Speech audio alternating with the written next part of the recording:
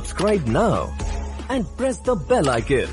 Never miss an update. Engineering college नया खुला था, वो भी इस छोटे से कस्बे में, शहर की भाग दौड़ से दूर, जहां ठीक से बिजली भी नहीं आती थी।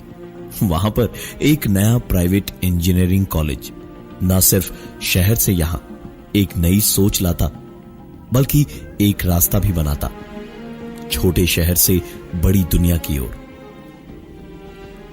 यही इस साल पहला इंजीनियरिंग का बैच एडमिशन और फ्रेशर्स पार्टी वगैरह के बाद एक दिन जब सारे लड़के क्रिकेट खेल रहे थे तो चश्मिश कह के चिढ़ाए जाने वाला दब्बू सा शिवम आके खेलने की जिद करने लगा।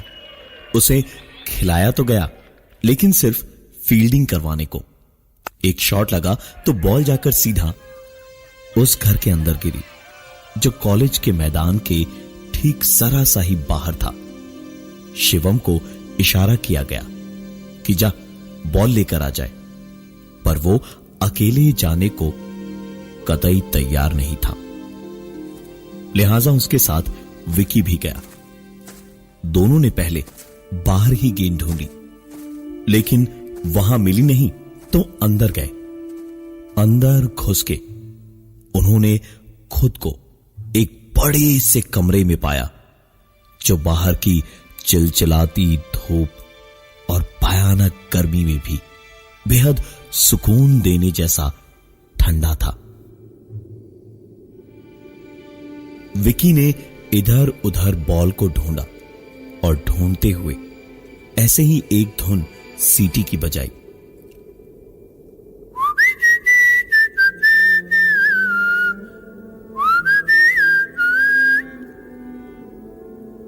और विकी के रुकते ही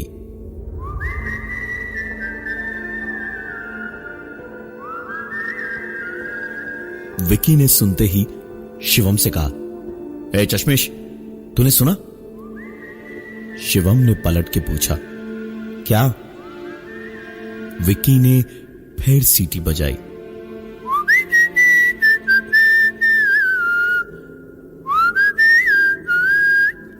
और आंखें बड़ी बड़ी करके उंगली उठाकर शिवम को कान खोलकर सुनने का इशारा करके धीमे से कहा, ये सुन, मेरी सीटी कैसे पलट के कोई बजा रहा है।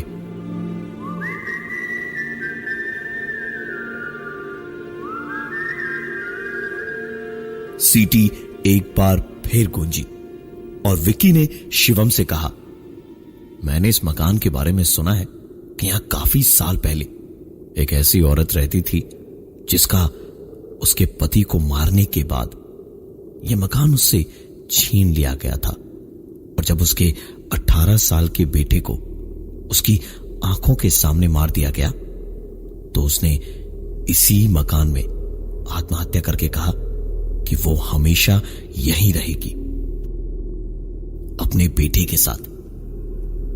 शिवम ने विक्की की पूरी कहानी सुनी और फिर हंसते हुए कहने लगा, अरे विक्की भैया, आप भूत प्रेतों की कहानी बहुत गजब बनाते हैं। बॉल ढूंढिए, वरना लड़के हम लोगों को भूत बना देंगे बाहर।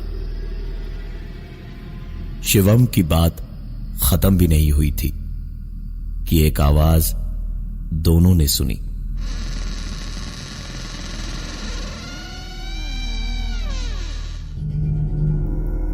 फिर से विक्की शिवम से बोला, चश्मिश, अब भी नहीं सुना तूने कुछ?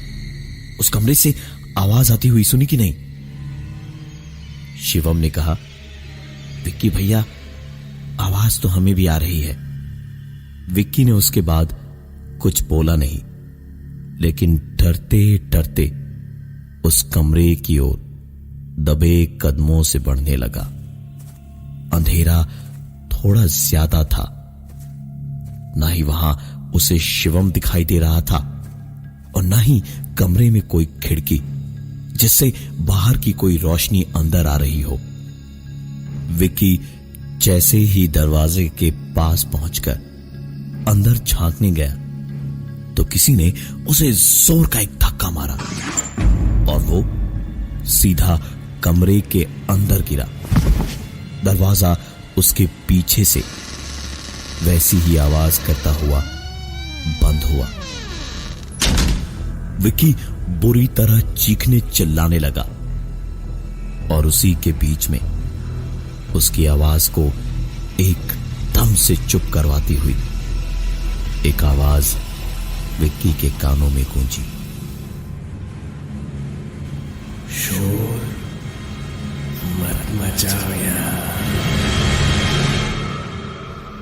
विक्की तुरंत चुप हो गया और उसने शिवम से कहा, अबे तूने कुछ सुना? इसका जवाब देने का तरीका सुनकर विक्की तो जैसे आसमान से गिरा। शिवम ने उससे कहा, देखो विक्की भैया, हम बहुत डरते हैं भूत प्रेतों से।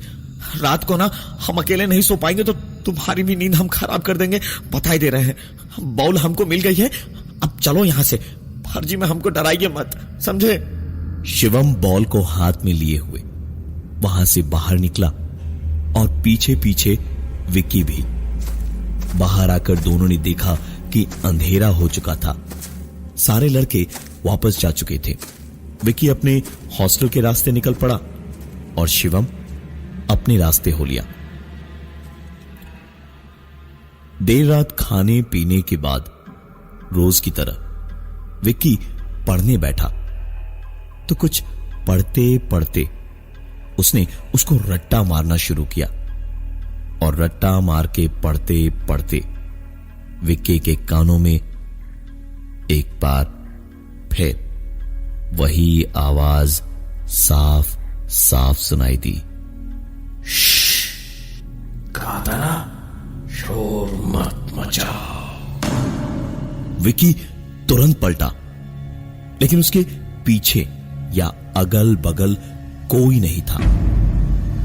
विक्की जानता था कि उसे कोई वहम नहीं हुआ था। उसने सचमुच कुछ सुना था। किसी के कुछ बोलने की एक हवा सी अपने कानों पर उसने महसूस भी की थी, लेकिन नई जगह थी और शाम को उस घर से निकलने के बाद से ही कुछ अजीब सा लग रहा था उसे। तो शायद ये सब कुछ उसका वहम भी हो सकता था। वापस पलटकर जब किताब की ओर देखा तो एक लाइन उस नई किताब जिसमें कहीं कोई दाग नहीं था अंडरलाइन की हुई थी और उस लाइन में लिखा था, it is gravity because of which anything that goes up comes down. Vicky थोड़ा गुस्साया और काफी चिढ़ा हुआ था। नींद आ नहीं रही थी उसे। उसने सामने पड़ी हुई बॉल उठाई और उछालने लगा। बॉल ऊपर उछाली और ग्रेविटी वाली बात बोलते हुए वापस कैच करके हंसने लगा।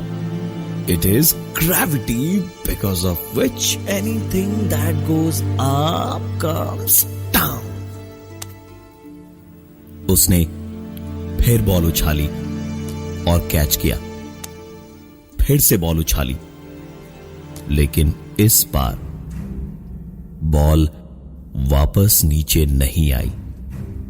विक्की ने इधर उधर देखा, बॉल कहीं नहीं दिखी।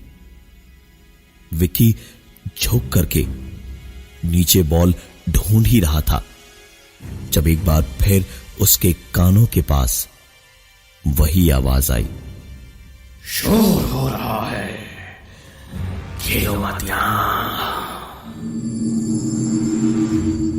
विक्की की रगों में दौड़ता खून बर्फ सा बन गया था। वो चादर सर तक ओढ़कर मुंह ढककर चुपचाप लेट गया और चादर के अंदर सिर्फ उसकी सांसों की आवाज गूंज रही थी। लेकिन इन सांसों की आवाज के बीचों बीच एक आवाज और गूंजी। वो बॉल जो अभी तक नीचे नहीं गिरी थी, वो अब नीचे गिरी।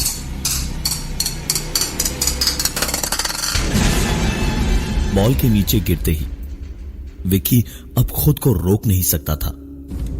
वो उठा और बाहर भागने को सीधे दरवाजे पर गया, लेकिन कई कोशिशों के बावजूद दरवाजा खोला नहीं। और तभी कुछ अजीब सा हुआ।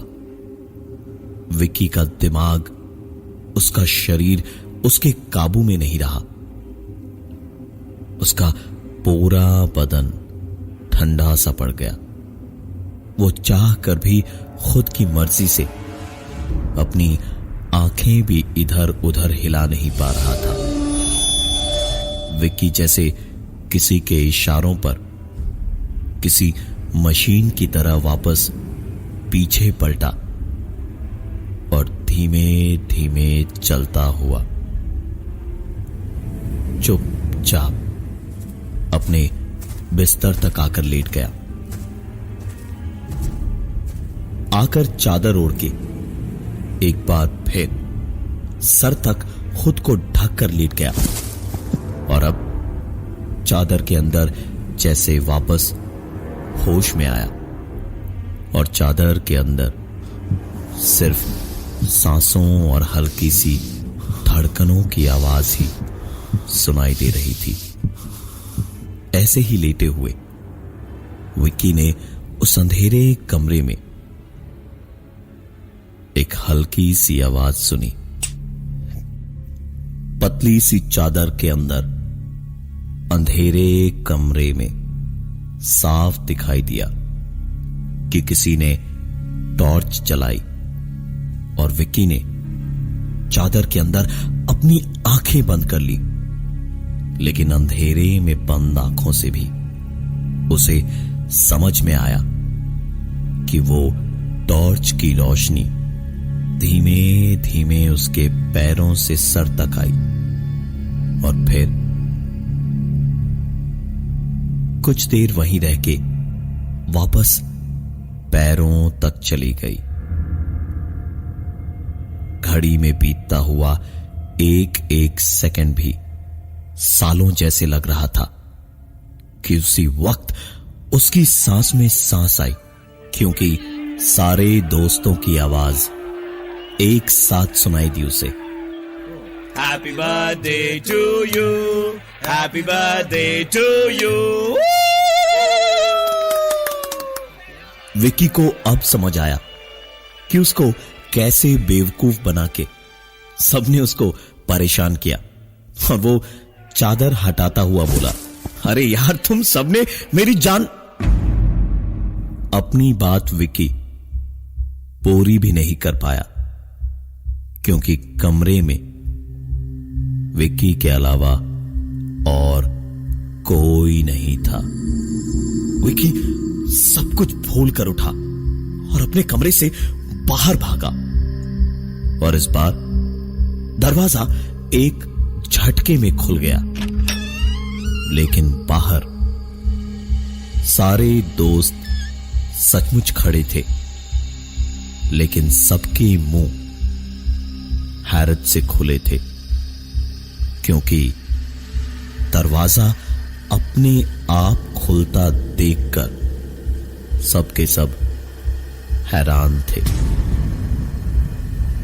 विक्की ने उनके चेहरे देखे और फिर पलटकर कमरे में देखा तो बिस्तर पर विक्की की खुद की लाश पड़ी थी।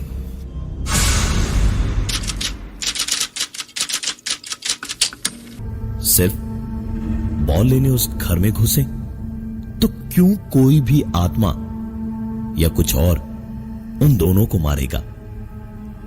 दोनों जब बॉल लेने गए थे तो उनके साथ दोनों ही बारी शिवम था और उसी ने दोनों की ये पूरी कहानी साहिल को बताई थी।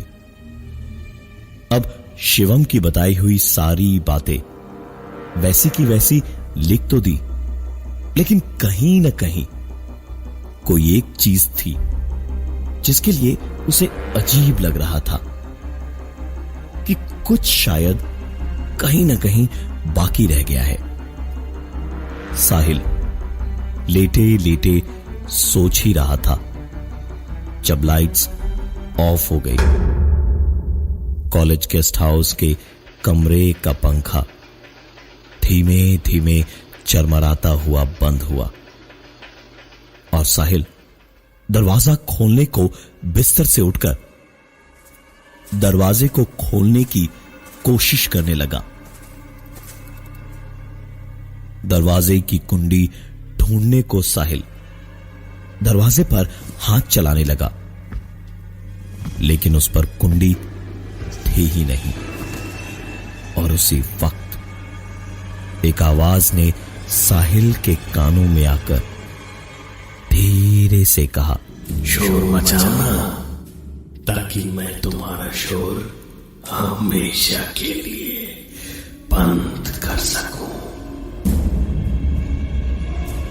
साहिल तुरंत उछलकर सीधा बिस्तर पर चादर ओढ़कर खुद को उसमें समेटे वहीं पर लेट गया और उस अंधेरे में सन्नाटे को चीरती हुई एक आवाज हुई।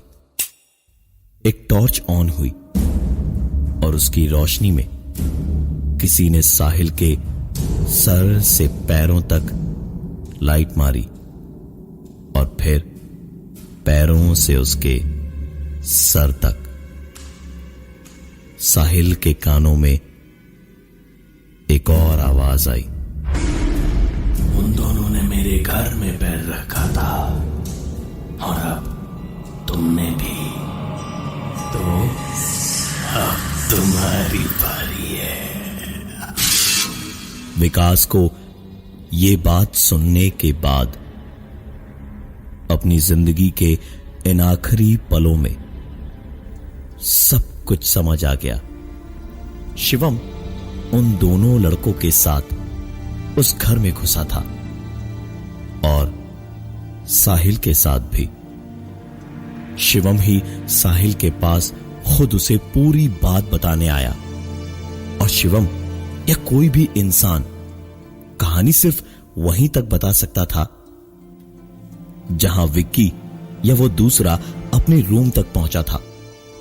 लेकिन उसने पलटकर अपनी लाश देखी, ये तो सिर्फ खुद कोई आत्मा ही बता सकती थी।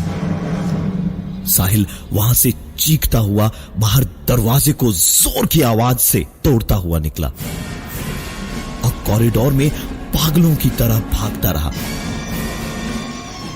लेकिन दूसरी तरफ से लोग आते रहे और अचानक साहिल ने देखा उसके कमरे के दरवाजे पर लोगों की भीड़ जमा थी। वापस धीमे कदमों से अपने कमरे की तरफ जाकर साहिल ने देखा तो पाया कि उसकी लाश बिस्तर पर पड़ी थी, चादर में लिपटी हुई। टाइपराइटर के कागज हवा में फड़फड़ा रहे थे और एक टॉर्च जमीन पर पड़ी इधर से उधर लुढ़क रही थी।